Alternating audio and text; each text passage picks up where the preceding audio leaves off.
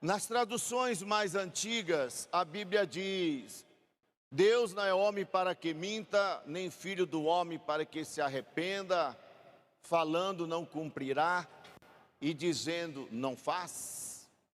Mas essa tradução, ela diz assim: Deus não é como os homens que mentem, não é um ser humano que muda de ideia. Quando foi que Deus prometeu e não cumpriu? Ele diz que faz e faz mesmo. Esses dias eu tenho feito algumas perguntas para Deus e Ele tem me respondido. E às vezes a resposta de Deus, ela é contrário daquilo que nós imaginamos. Às vezes nós perguntamos algumas coisas para Deus e Ele nos responde pela palavra, pelo Espírito, pelos profetas. E quando a resposta vem, ela nos coloca em posicionamento. Alguns dias nós fizemos uma campanha de oração aqui na igreja e um dos nossos propósitos era que Deus trouxesse grandes revelações para nós, que Deus trouxesse para nós algumas respostas. E naqueles dias de oração, nós já percebemos que algumas coisas já mudaram, principalmente no reino espiritual. E é óbvio que o reino espiritual, ele se manifesta no natural. Quando a gente fala da ação, do mover do Espírito Santo, a Bíblia é clara em dizer que nós somos o templo do Espírito Santo e que o poder de Deus se manifesta em nós e que o poder de Deus está em nós, como está lá em Efésios capítulo 3, versículo 20. E quando foi há breves dias atrás, alguns dias atrás na verdade, uma irmã chegou para mim e essa irmã me falou algo que mexeu comigo. Ela falou sobre uma passagem bíblica de Josué que hoje pela manhã eu compartilhei com os irmãos que vieram no café, um café extraordinário. O nosso café hoje foi demais, foi muito excelente mesmo. Logo teremos outro, quero que vocês venham participar, porque foi demais o café hoje pela manhã. E aí essa palavra, eu costumo brincar e falar assim, que algumas palavras de Deus eu coloco na boca, fico que nem caroço de azeitona, que você não consegue quebrar no dente, você fica assim remoendo, mastigando, né? Mas essa semana eu recebi a visita de um irmão e ele me trouxe uma palavra que confirmou algo muito grande. E eu fiquei assim, meu Deus. E essa noite eu estava orando e na madrugada eu estava orando e Deus completou no meu coração tudo isso. E em uma das perguntas por que nós não prosperamos? Uma das perguntas porque nós estamos vivendo esse momento humanamente, aparentemente tão frio. O que tem acontecido, e algumas perguntas elas pairam como se não tivesse resposta. E aí a primeira resposta, e foi no texto que nós lemos, que Deus, ele não é homem para que minta. Se Deus, ele falou que ele ia fazer e que ele prometeu, ele vai cumprir. Mas o que impede a manifestação, o que impede a prosperidade, o que impede o desenvolvimento, o que impede o crescimento, o que é que impede a nossa vida a não ser conforme a própria palavra de Deus nos ensina? Qual é o segredo que nós temos ou nós carregamos? O que é que nós precisamos fazer para que se cumpra em nós as promessas de Deus, até porque nós já vivemos e experimentamos dela. Então Deus começou a me levar para esse sentimento, que Ele sempre cumpriu a sua palavra, que Deus sempre foi fiel, Ele nunca se negou. Em Malaquias, no capítulo 3, versículo 6, ele diz assim: eu sou Deus e não mudo. Então, se Ele é Deus e não muda, e as suas promessas existem de verdade, então por que nós não estamos tendo elas em nossas mãos? Por que nós não estamos tocando em suas promessas? Então veio uma palavra muito interessante ao meu espírito. É que Deus, Ele é justo e fiel, e Ele só opera em lugares organizados, em coisas organizadas. Deus, Ele é perfeito no que faz. Aquilo que Deus faz é bom, é perfeito, é maravilhoso. E se nós queremos que Deus se revele em nós com o seu poder, se nós queremos a manifestação de Deus, é necessário também que nós tomemos alguns posicionamentos. E o primeiro posicionamento que Deus me mostrou foi: coloque a palavra em prática. Em Deuteronômio tem a primeira resposta: Senhor Deus, por que nós não prosperamos? A Bíblia diz em Deuteronômio capítulo 28, a partir do versículo 1: se ouvires atentamente a voz do Senhor teu Deus, e andares conforme os meus ensinamentos, eu, o Senhor, te abençoarei no campo, na cidade e em todos os lugares. Então, qual é o segredo da prosperidade? Qual é o segredo de nós termos êxito no nosso ministério, termos êxito no que fazemos, na família, enfim, em todas as áreas? Se simplesmente obedecermos a palavra de Deus. E aí Deuteronômio, se você puder colocar, capítulo 28, versículo 1, ele vai declarar, muito simples e fácil de entendimento.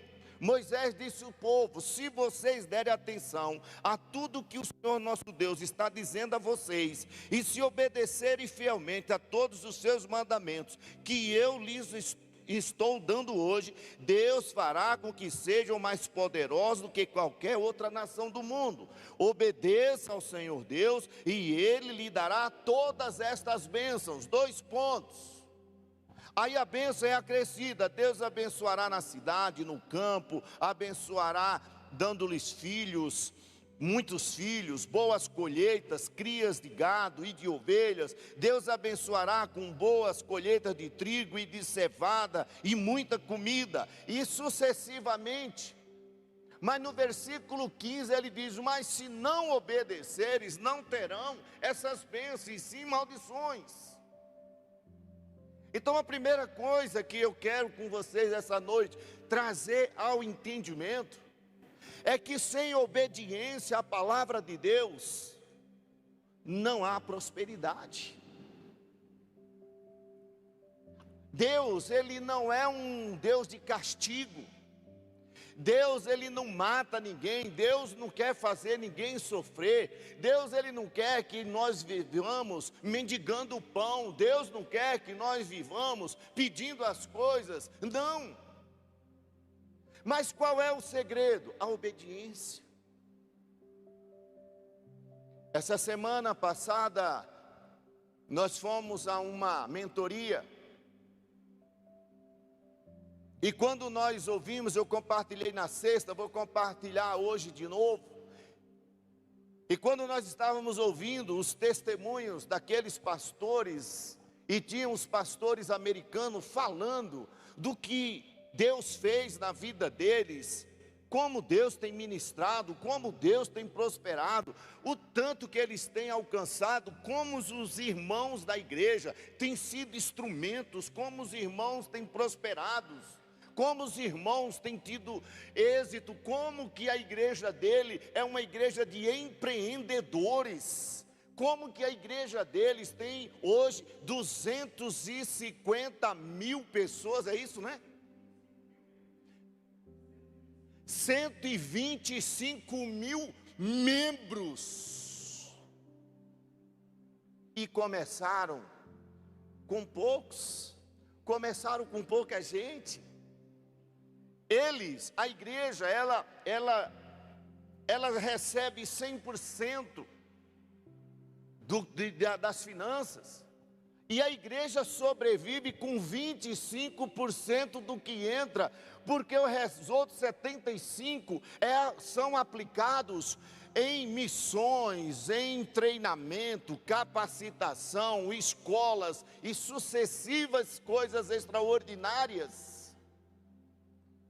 E eles começaram a nos ensinar e mostrar que o que eles fazem não é diferente de nós, é o mesmo Deus, é a mesma palavra, a diferença é a obediência. A cultura que eles aplicaram ao coração daquele povo que ele conduz e da igreja que nós estávamos, é que eles tiraram a cultura de ser pedintes, tirou aquela visão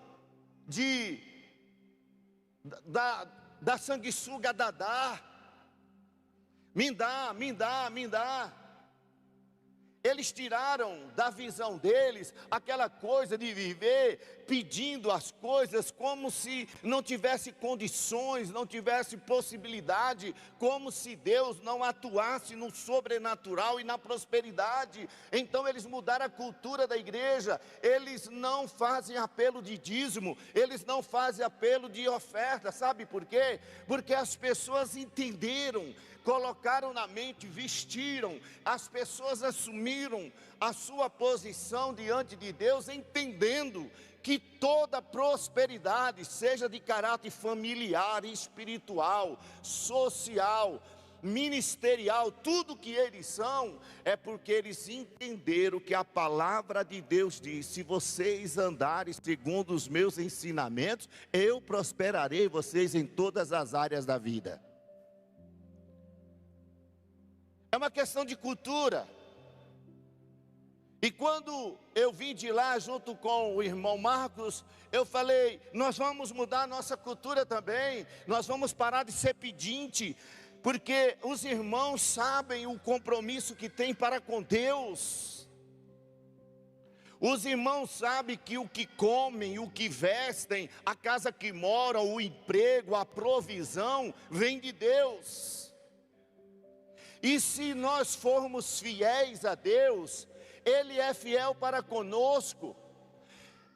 Deus não precisa negociar, Deus não depende do nosso dinheiro.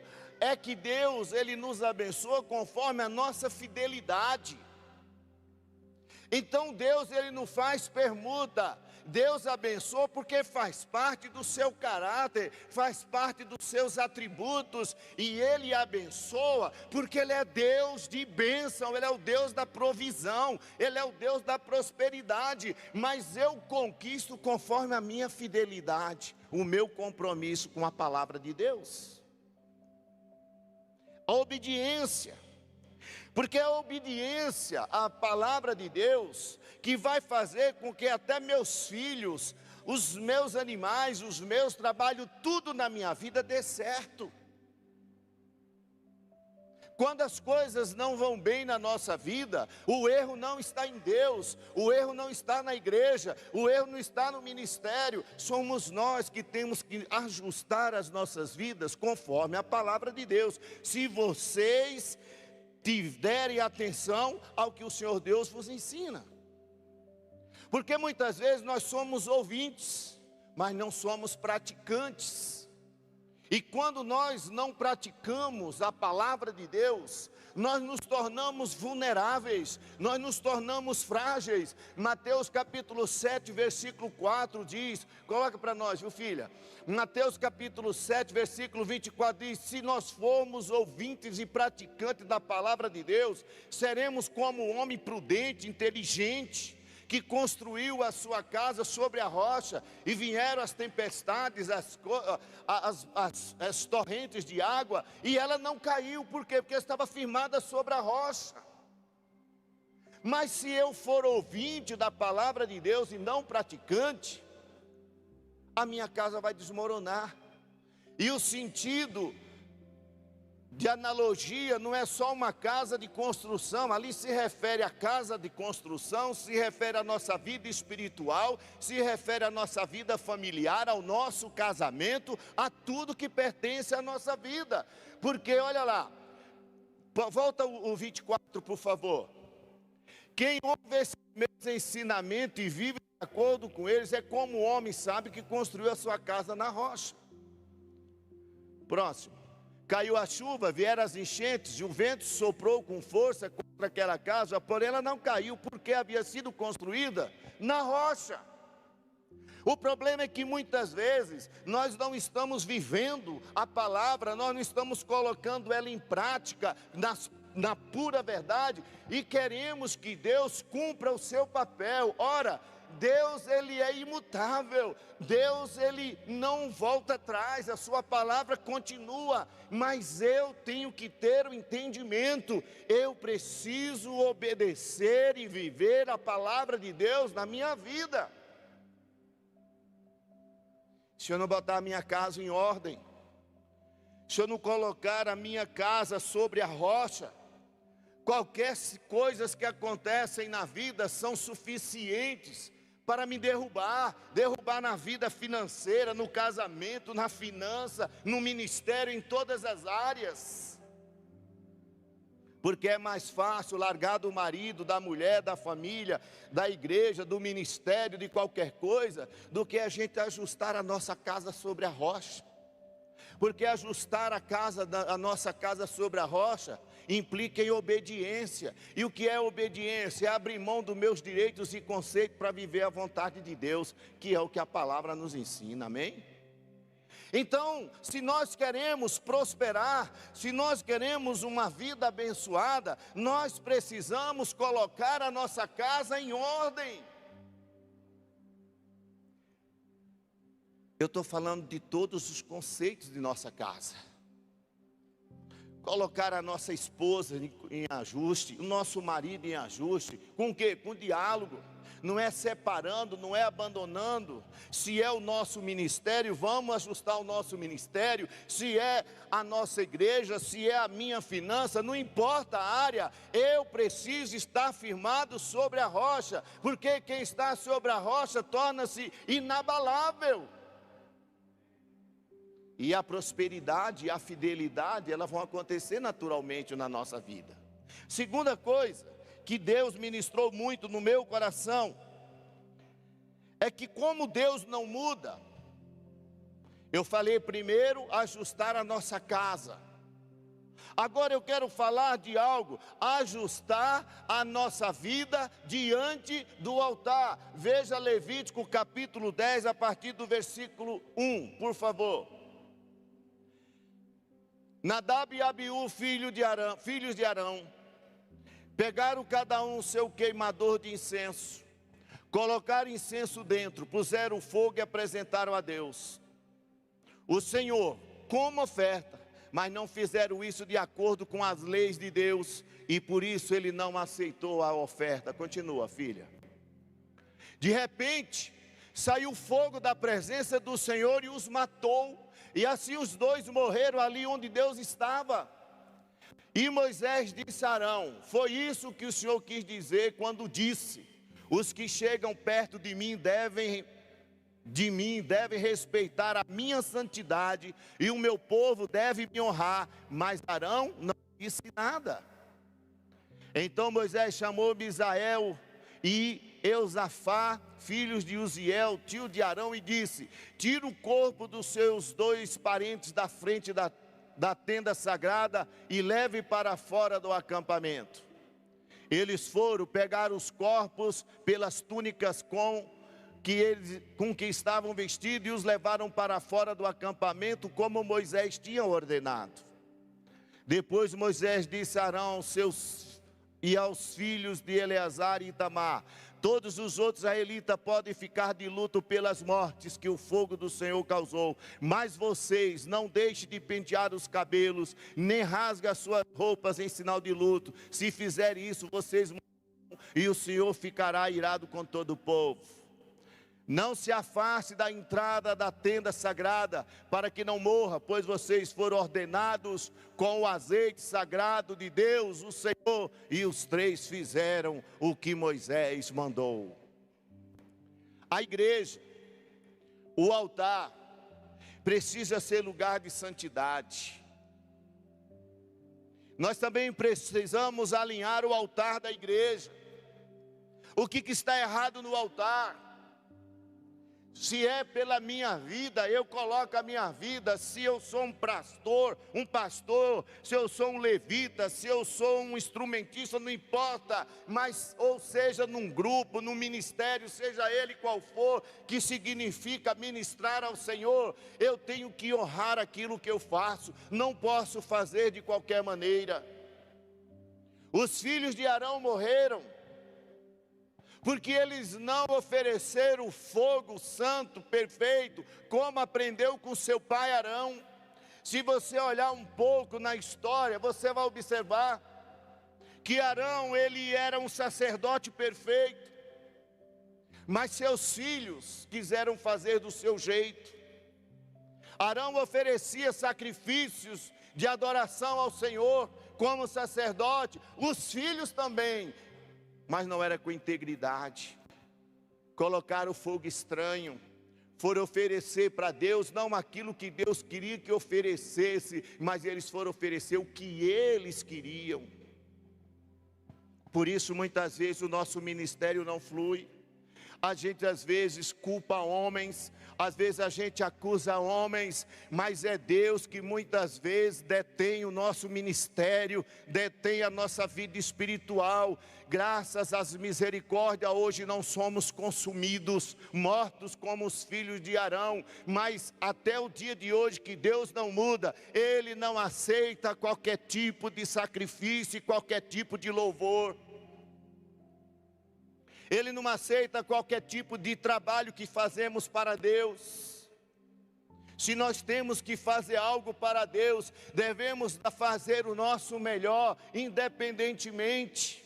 Porque nós não fazemos para agradar a homem, nós não estamos ministrando na presença de homens, nós estamos ministrando na presença de Deus.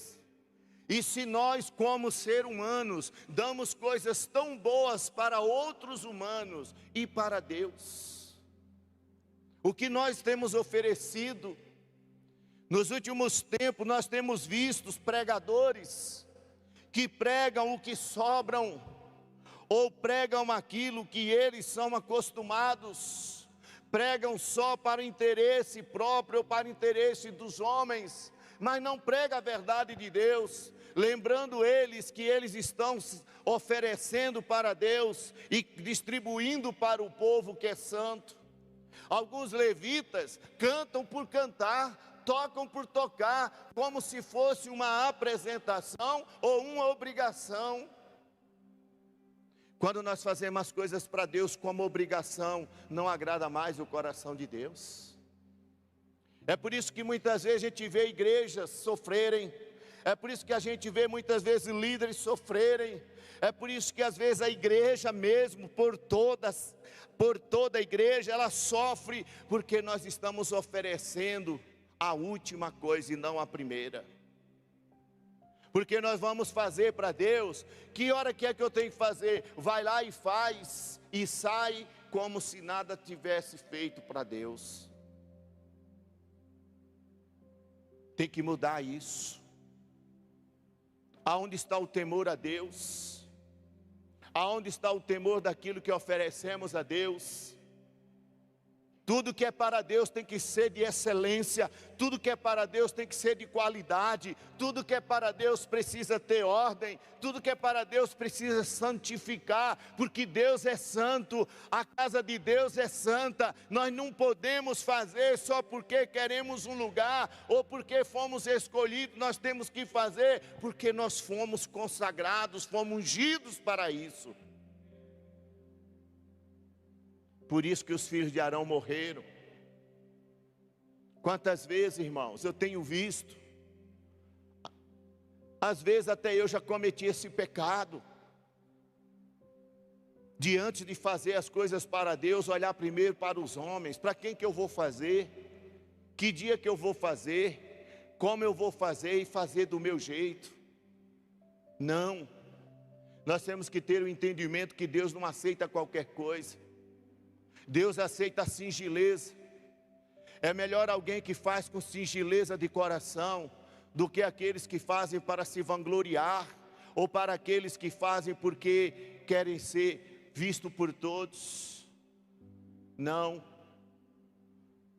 o maior serve o menor, quem é servo serve em qualquer circunstância, e quem oferece no altar, oferece com toda a sua alma, com todo o seu espírito, com todo o seu corpo, o melhor que tem para a sua vida, ou o melhor da sua vida para com Deus. A gente não pode oferecer qualquer coisa para Deus, só porque nós temos que fazer. Uma certa feita na nossa igreja em Jales, nós tínhamos um ministério de louvor extraordinário. Tanto é que estávamos preparados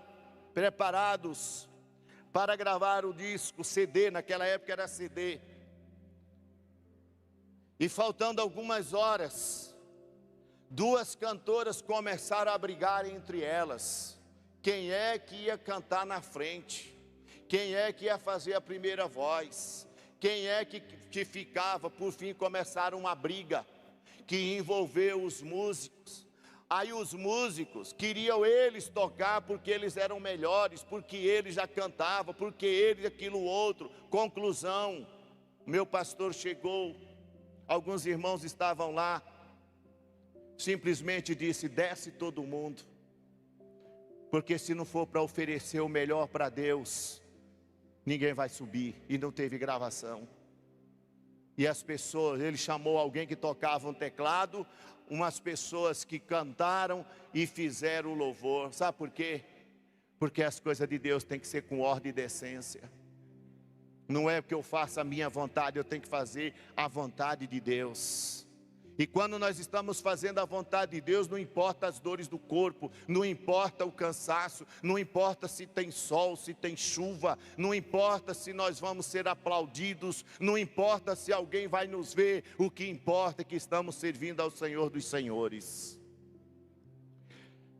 Precisamos colocar a nossa vida diante de Deus como aquele que serve no altar. Tanto é que nós cantamos aqui um canto que diz: quem já pisou no Santos dos Santos, em outro lugar, não sabe viver.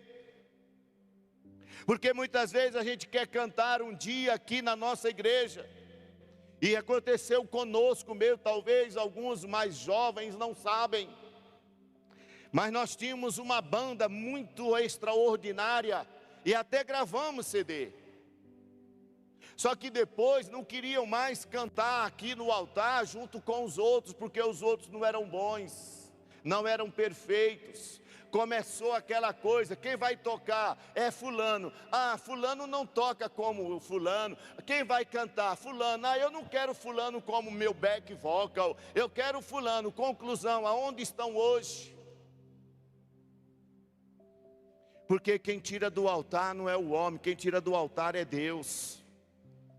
Quem matou os filhos de Arão não foi Arão, foi a própria desobediência deles, porque eles foram oferecer para Deus o que eles queriam. Faltou ordem, faltou compromisso, faltou fidelidade, faltou santidade, e no altar de Deus precisa ter santidade. E isso implica em tudo.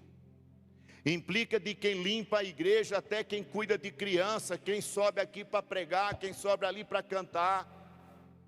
Se não tiver na nossa mente que o que nós fazemos é para Deus, se não tiver na nossa mente que estamos aqui para fazer o melhor para Deus, não adianta fazer, porque Deus não se agrada de voto de tolo, está escrito na Bíblia, não digo eu. Porque muitas vezes nós queremos fazer para Deus, mas na hora que eu quiser, do jeito que eu quiser, do jeito que eu penso. Só que quando você olha para a Bíblia, Deus não se agrada daquilo que não é dele, daquilo que ele não pediu. Pastor, mas isso daí foi no Antigo Testamento. Então nós podemos olhar para Atos capítulo 5, quando Ananias e Safira foram mortos. Quem matou não foi Pedro, foi a desobediência. Em Atos no capítulo 5, conta uma história de Ananias e Safira, mas eu vou contar isso aqui para vocês, muito interessante. Naquela época, quando a igreja surgiu, um homem chamado Barnabé, o homem da consolação, o consolador, aquele homem sentiu no coração dele de vender as suas terras e servir a igreja do Senhor, distribuir entre as pessoas carentes. Mas não foi ninguém que pediu para Barnabé, ninguém forçou Barnabé a fazer isso. Barnabé fez porque Deus mandou ele fazer. Então Barnabé pegou, vendeu suas terras e doou para a igreja. Só que Barnabé era um homem amado. Barnabé todo mundo respeitava. Barnabé era um exemplo de homem na igreja. Só que Ananias queria ser igual Barnabé. Ananias achava que se ele também desse dinheiro e ele fizesse bonito igual fez Barnabé, ele ia ser reconhecido, ele ia ganhar fama. Então Ananias foi lá e vendeu as suas terras. Ele tinha intenção até boa, mas de intenção boa o inferno está cheio. Porque ele tinha intenção boa, mas o seu coração não estava no que ele estava fazendo. E ele vai lá e vende os seus bens, e vai diante de Pedro. E quando chega diante de Pedro, ele oferece a metade. Por quê? Porque o seu coração estava preso nos seus bens materiais. E quando Pedro viu aquela cena, ele querendo enganar a Deus, e querendo conquistar Deus, querendo conquistar a igreja do seu jeito, Pedro diz assim: por quanto vendeste os teus bens? E ele fala, entrega a metade. Pedro diz: você não mentiu a homens, você mentiu a Deus, e por isso você vai morrer. E ele morreu. A mulher de Ananias chegou após e foi conivente com o pecado do marido. Ela teve a chance, quando Pedro perguntou: veja aí as sandálias do teu marido, por quanto vendeste as terras? Ela concordou que era para ele dar a metade, não era para dar por completo. E ela afirmou a mentira do marido, morreu também. Porque quando nós não fazemos com fidelidade, hoje talvez, pela misericórdia, não morremos no físico, mas morremos no espiritual. É por isso que você vê tantas pessoas mortas espiritualmente. Não cresce, não desenvolve ministério, vive sempre doente, cansado, rejeitado, humilhado, desprezado. E aí fica aquela briga interior, aquela guerra interior, achando que o problema é humano, quando na verdade é a desonestidade para com Deus. Porque o homem talvez não te honre, mas o Senhor Deus honra a todos que é fiel para com Ele. Por isso eu nunca me prendi a homens. Por isso eu nunca dependi de homens. Eu preciso de homens, eu preciso de mulheres para me ajudarem, mas não dependo. Eu só dependo de Jesus. A minha força não vem de mim mesmo. A minha força vem por uma dependência e um compromisso que eu tenho com Deus. Hoje uma irmã me disse: pastor, eu não sei como o senhor suporta, eu não sei como o senhor resiste, eu não sei como o senhor persevera.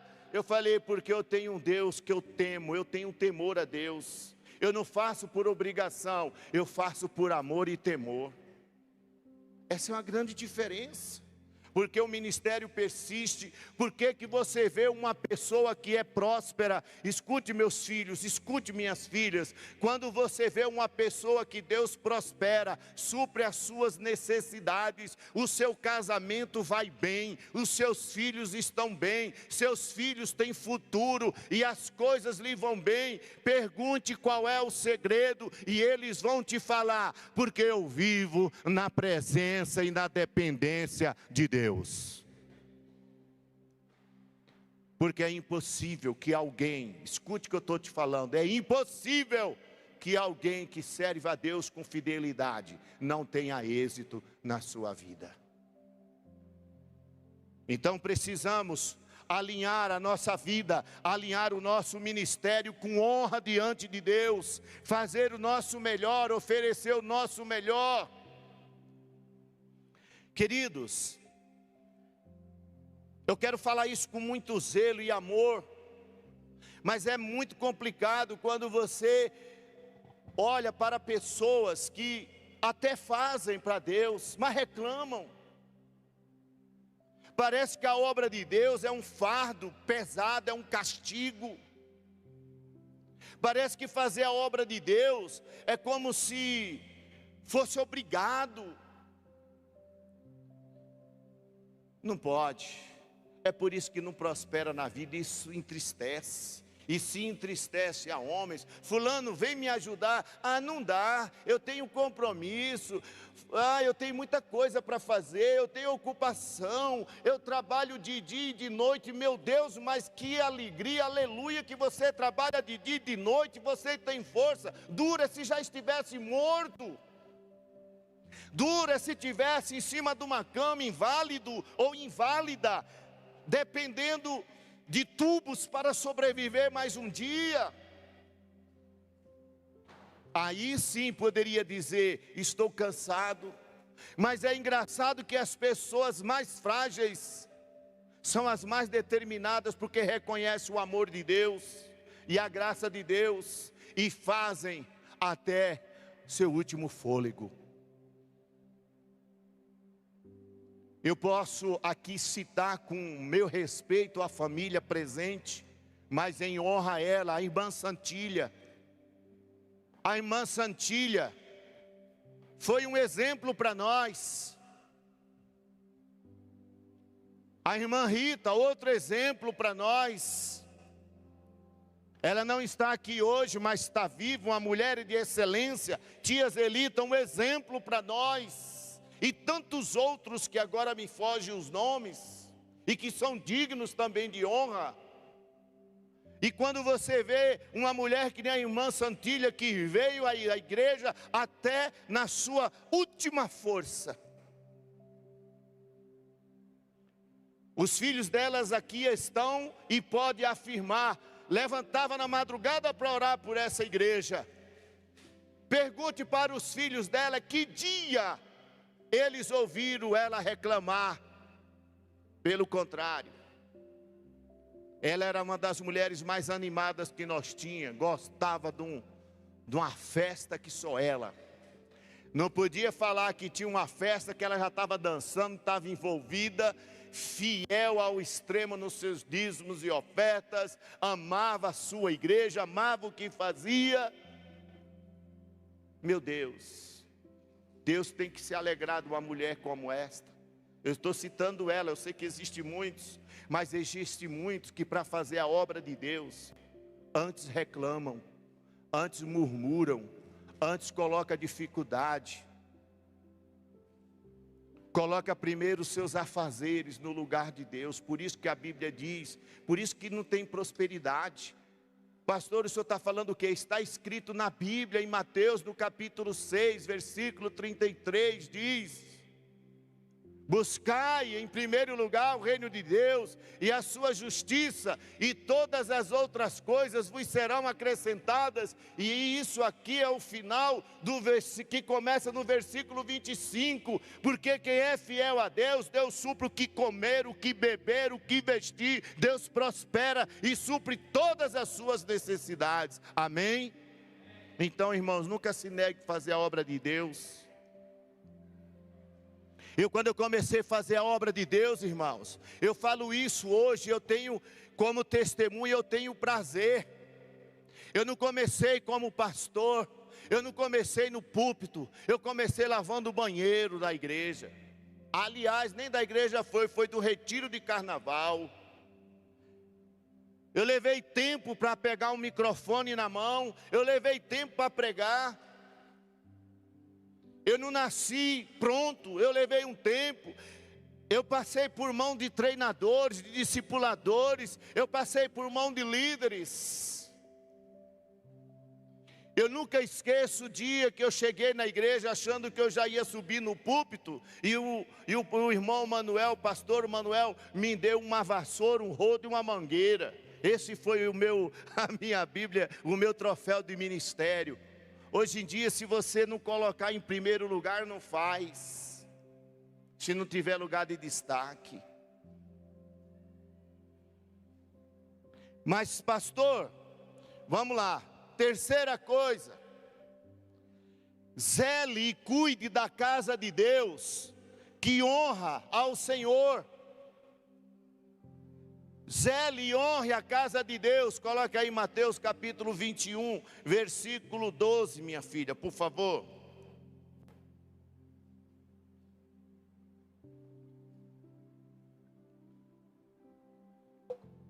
É intrigante, mas hoje quando eu meditava, desde a madrugada, até o jeito da gente entrar e o que a gente pratica dentro de uma igreja conta na presença de Deus. Olha o que diz o texto.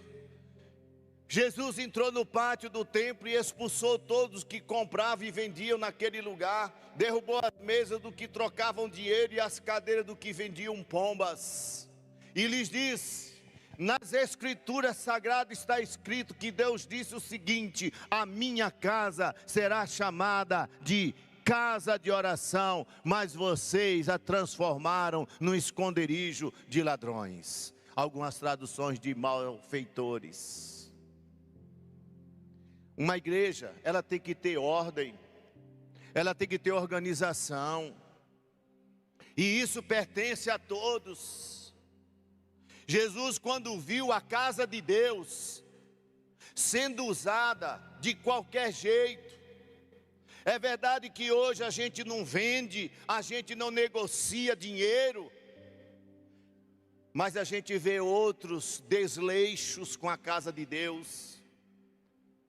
A gente vê que hoje as pessoas não honram a casa de Deus como a casa de oração, da presença do Senhor. E eu quero falar isso com muito amor de pastor. Aonde é a terra que Deus tem nos abençoado, aonde é o lugar onde a palavra de Deus tem sido semeada na nossa vida. A palavra de Deus diz que a fé vem pelo ouvir, o ouvir a palavra de Deus. Aonde nossos filhos têm sido ensinados, aonde nossos filhos estão sendo edificados, aonde os nossos filhos têm recebido as promessas. Nós estamos aqui ouvindo a palavra, os nossos filhos estão lá dentro de salas, aprendendo a honrar pai, honrar mãe, honrar a família. As crianças estão aprendendo a ser homem de caráter, homens para ser homem, mulher para ser mulher, mulher para casar com homem, homem para casar com mulher. Estão sendo ensinados a ser pai de família, mãe de família, homens e mulheres de honra. A igreja é o lugar, ainda é e tenho certeza que será o único lugar que ensina os nossos filhos a ser homem de caráter de Deus. Que não ensina erro, ensina filho a honrar a pai, obedecer a pai, filho deixar de ser mentiroso, enganador. É na igreja que os nossos filhos aprendem a fugir das drogas, da prostituição e demais situações que denigrem a imagem da família. Mas o que eu tenho investido nessa igreja, como eu tenho olhado para essa igreja, como salteadores, deixa o texto, minha filha. Como salteadores, que eu entro, e no lugar de eu orar pela casa de Deus, eu ainda critico os reboques, as casas de aranha, ou alguma coisa suja, ou alguma coisa que está no lugar, ou algo que saiu fora do lugar, largando as coisas tudo suja, de qualquer jeito. Não. A palavra de Deus não ensina isso. Nós temos que honrar a casa de Deus. Todos nós temos as mesmas obrigações. Se eu chegar na igreja e tiver algo jogado fora, eu não preciso falar para alguém, eu mesmo faço. Se eu chegar na igreja e está precisando de algo, eu mesmo vou fazer, se as minhas forças puderem. Se ainda precisar de algum investimento meu, assim faço. Porque eu tenho que zelar da casa de Deus. É o que Jesus fez, Ele pôs ordem na casa de Deus. Essa semana eu tive uma reunião com a minha liderança aqui na igreja. E eu falei, são os olhos do dono que engorda os porcos. Usei esse termo, uma analogia. Eu vou voltar a ser chato. Eu vou pegar no pé dos meus líderes. Automaticamente o meu. Mas nós vamos pôr a casa em ordem, porque Deus não prospera igreja que não esteja vivendo em ordem. Irmãos, vocês pensam que um culto como esse acontece agora? Quem pensa assim está enganado. O culto começou desde a madrugada. Começou pela minha vida e vida de alguns irmãos que oram e intercedem pela casa de Deus. Depois vieram aqueles que limparam. Quinta-feira eu cheguei aqui, tinha 2 leoas, porque é incrível. Um monte de gente se comprometeu em ajudar, mas só 2 têm segurado a peteca. Estava aqui segurando a bronca. Quando é num dia como o culto de hoje, irmãos, os levitas chegam aqui 6 horas da tarde.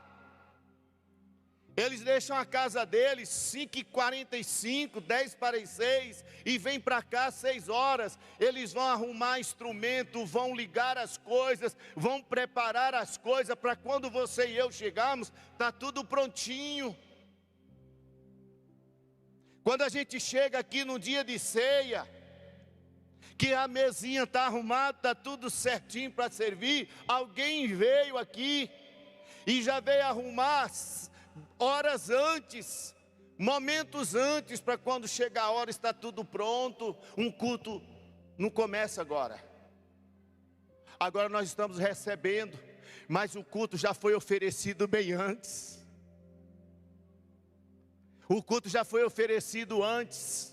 O louvor foi oferecido antes. Os ensaios, o tempo gasto para ensaiar, o tempo que gastou para estudar, o outro que fica ali atrás do computador, tudo, meu irmão, que funciona num culto como este, e a gente diz, aleluia, louvado seja Deus. Tudo isso, irmão, teve um preparo antes, começou bem antes.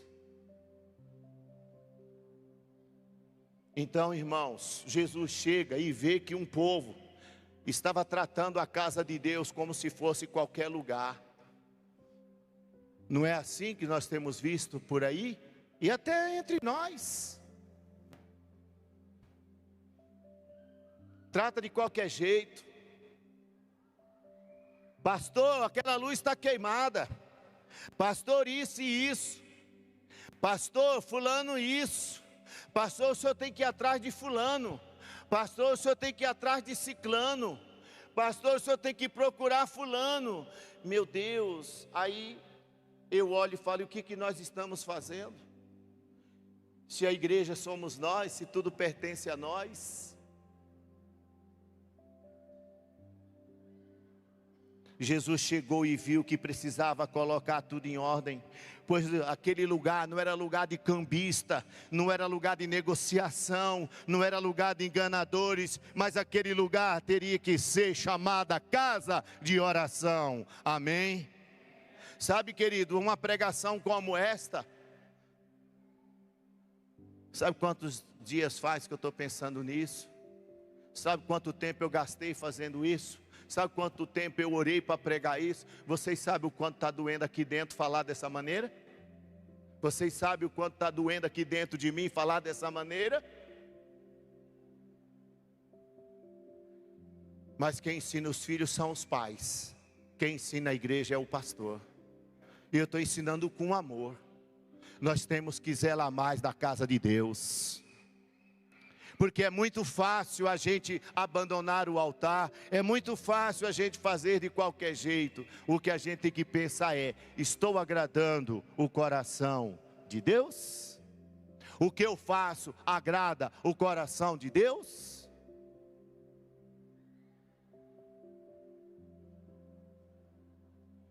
Para concluir, é tempo de colocarmos as nossas vidas, é tempo de colocar os nossos ministérios, é tempo de colocar a nossa igreja no lugar que Deus quer que ela esteja. É tempo de nós voltarmos os nossos olhos para as coisas que agradam a Deus. Cadê os nossos talentos? Cadê os nossos dons? Cadê a obra de Deus que um dia fomos chamados? Por que nós não estamos colocando diante de Deus? Querido, dar-vos e recebeis. Eu só vou receber do que eu dou. Sabe, nós fomos ensinados em uma teologia nos últimos 20 anos, que Deus, só Ele que dá, e nós não temos compromisso. Mas deixa eu falar uma coisa: se eu tenho deveres, se eu tenho promessas, eu tenho compromisso. Eu tenho compromisso com a casa de Deus, eu tenho compromisso com o horário, eu tenho compromisso com aquilo que Deus confiou nas minhas mãos.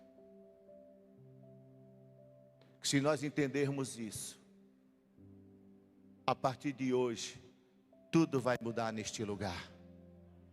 Vai mudar na nossa vida, vai mudar no nosso ministério. Sabe por quê? Porque nós vamos viver em ordem e decência. Sabe por quê? Porque Deus vai se alegrar de mim e de você. Deus vai se alegrar de nós. Amém? Sabe por quê? Porque chegou um tempo de alinharmos as nossas vidas. Então eu quero repetir aqui para você não esquecer. Primeira coisa que eu tenho que fazer: se eu quero ter prosperidade em todas as áreas, eu tenho que obedecer a palavra de Deus. Porque quem obedece tem o melhor de Deus. E o segredo não está nos outros, está na palavra. Irmãos, quem viver a palavra, Deus honra. Amém? Segunda coisa: coloque em ordem a sua vida no altar. Se o teu coração não está alinhado com Deus, com o Espírito Santo, você não vai conseguir oferecer o melhor, também não vai ter o melhor. Eu estava lendo um livro de John Mark, e ele diz: como pode alguém que tem o Espírito Santo não ter amor, não ter paixão, não ter desejo pelas coisas de Deus? Como pode? Pensa comigo. É impossível que alguém que tem o Espírito Santo não saiba amar, perdoar, cuidar e zelar da casa de Deus. Terceira coisa: coloque a sua vida financeira, coloque os princípios de Deus como primazia, uma cultura, criar essa cultura na nossa mente. Não deixe que nada vos engane, mas coloque as coisas de Deus em primeiro lugar. E por fim, honre a casa de Deus, honre o lugar aonde Deus tem abençoado você, a sua casa e a sua família. Amém, irmãos? Vamos ficar de pé.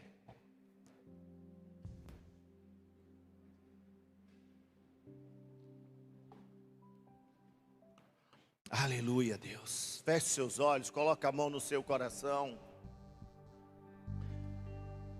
Eu não sei, irmãos, mas hoje pela manhã eu ministrava aqui que Jezabel é um espírito enganador dos nossos corações. E ele engana o nosso entendimento e nos tira do propósito. Mas eu quero em nome de Jesus que